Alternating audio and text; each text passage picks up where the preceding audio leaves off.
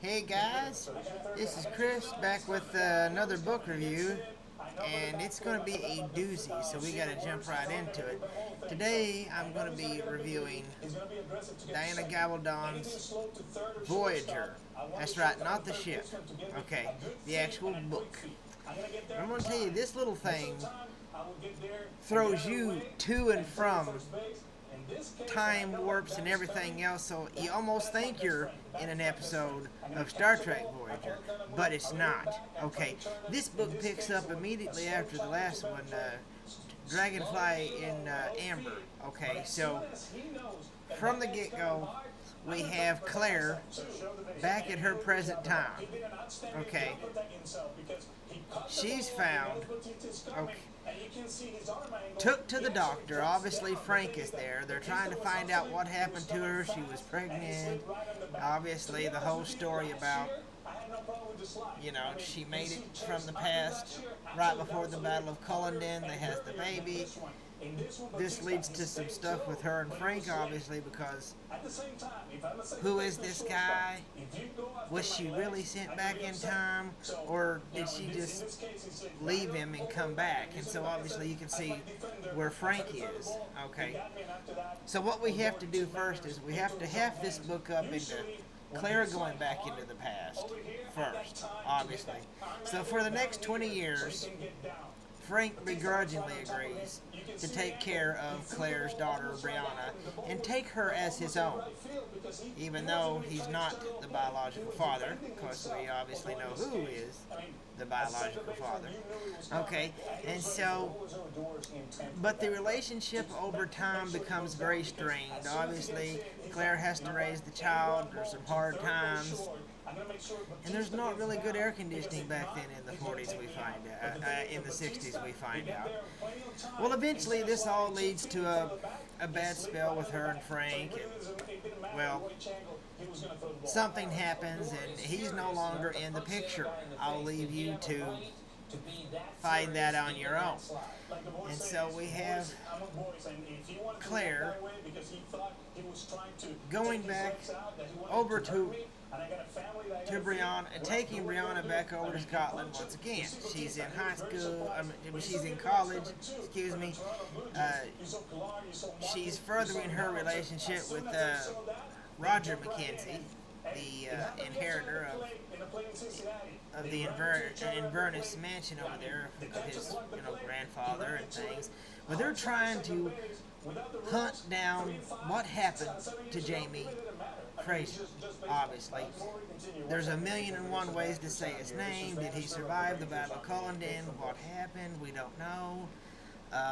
She found some headstones, but she also finds some headstones of some other characters, namely one Black Jack Randall. Obviously, how does he come back in? What all happened in that situation? Okay, so here we go. She tries to do that, so she finally determines that she, on Halloween, is going to have to go back to try and find out, did she find out if Jamie survived? What happened to Jamie? So she's going to have to go back to 1765 and try to find Jamie. Okay, so that's where we go. She goes back here. Alright? Now, we have to go back to Jamie's perspective. Okay. He sends Claire back into the future. Alright? This is 1746. Okay. The Battle of Culloden is about to get going. We got to figure out if he survives it. Okay. Alright. Does he? Well, obviously, you probably know that by now. But anyways, he's got also 20 years of catching up to do. So what happens to Jamie? Alright, obviously, he gets arrested. Alright. He's got to go to prison. Does he get executed? No. He has to go to a prison. with the rest of the Highlander survivors of the Battle of Culloden. Okay. To Lord John Grey, which Lord John Grey will have several books of his own in coming series, also authored by Diana Gabaldon, but they're to the side. Okay. But anyways, over the course of these decade or so years. Okay, beforehand, Jamie has been hiding up in the mountains, and he'd have little messages from his family at Lallybrook up there to the cave, so that he keeps in contact with them and knows. But otherwise, he hides out for the longest time before finally agreeing that he needs to give himself up for his family, so that everything's not taken away from them. So he goes to prison. So that catches you up there. He's at Lord John Grey. Well, for the longest time, they don't see eye to eye. He's the new commander of this guy. Lord John Grey's the new commander of this prison. He doesn't really like it there, okay? In fact, he thinks it sucks. But the previous guy that's on the way out tells him, listen, you really don't have that much to worry about, but this one guy, obviously Jamie, he's the leader of these guys because they all defer to him out of respect. So if you want to get those guys, you're going to have to go through this Jamie guy in order to get it. So Lord John Grey winds up inviting Jamie several times. Well, eventually over the years they develop a relationship. Okay, they play chess, things go. So he decides to finally commute a sentence and send him to these places called the Dunsworth. Okay, the Dunsaries. Okay, to finish out, I mean, he's not free, so he has to live a life of servitude. Okay, and obviously, the Dunsaries have two daughters, one of which, Geneva, has the hots for Jamie, because obviously in all of these books, Jamie's the uber, super attractive guy and all that stuff. Well, Jamie's like, I'm sorry, I'm married. I don't know. She's probably survived or not. I can't explain that to you, but, I can't do this. Well, anyways, you know how it goes. She kind of blackmails Jamie into doing something. Read the book to find out. Wow. Okay. We have that going on. And then, obviously, from back during the Bonnie Prince Charles and the last Jacobite rebellion, there was a treasure. Well, during his prison years, Jamie got the drop on Lord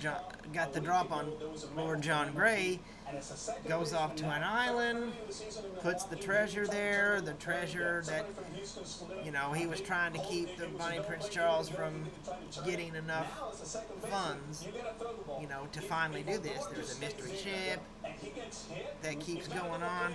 Anyways, he hides it. They keep trying to find it. They don't find it. It would have helped them, in the rebellion. But, of course, Jamie's not going to tell anybody where it is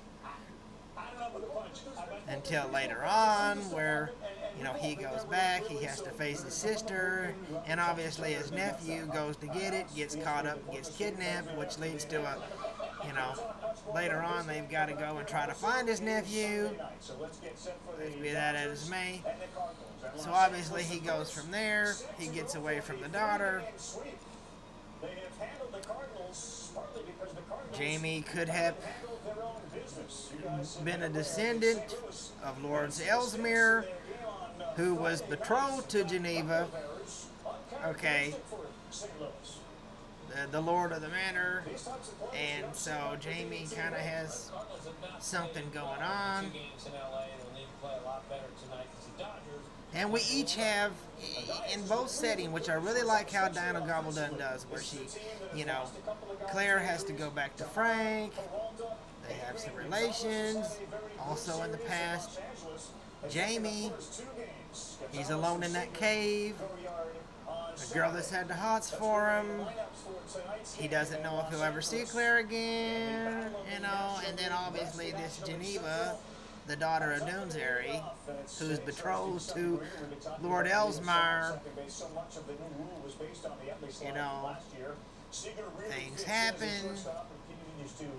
He could be the father of somebody in history. Once again, his time changed here. You see how she's done this? It's wow, just all over the place. Um, and I just love how Diana Gabaldon wrote this novel, guys. And I'm probably not even doing it justice. I loved it. It was it was well written, well thought out.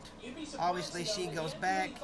Claire finds Jamie. Jamie's under an assumed name where he's running. Once again, Jamie's doing his double agent thing where he's playing, you know, good guy to Britain, but he's also playing bad guy to him. There's a whole showdown there with some pirates. He's a print master under a different name. She finally finds him, but then of course they meet. She's got to go.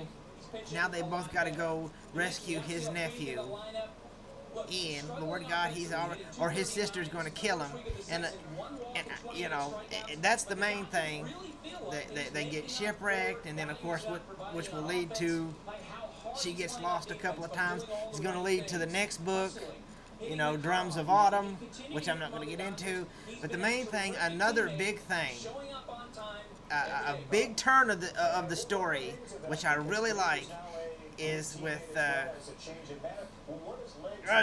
Lady Grudsmeyer, and it is amazing.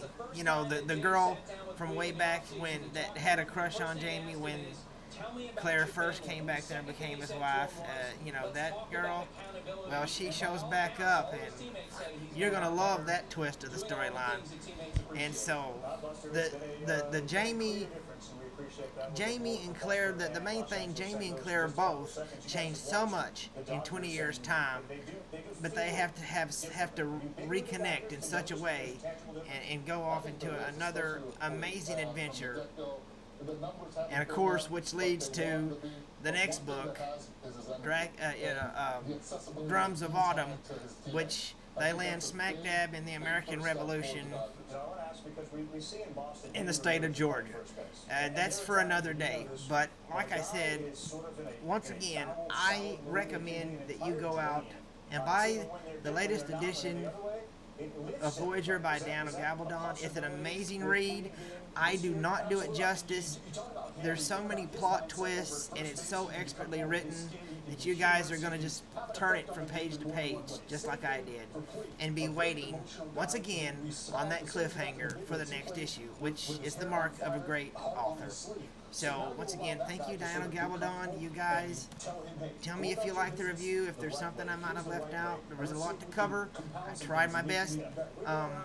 From my bookshelf to yours, Diana Gabaldon is amazing. Also, be sure to catch out Outlander, the series on Stars on Saturday nights, 7, 8 Central. That's obviously, this season is Dragons Flying Amber, so I'll get you caught up. So you'll be a book ahead by the time next year comes out for season 3.